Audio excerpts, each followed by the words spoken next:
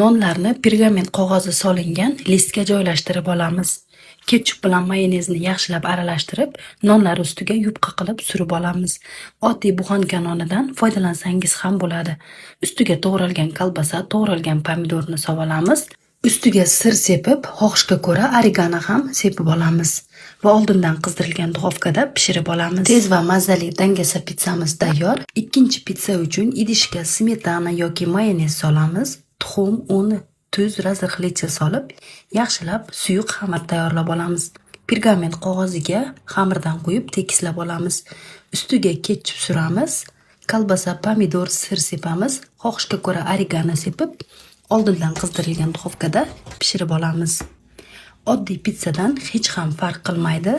Juda ham mazali bo'lib chiqadi. Albatta tayyorlab ko'ring. Retseptlar yoqqan bo'lsa, bitta like bosib, kanalga obuna bo'ling. Yoqimli ishtaha.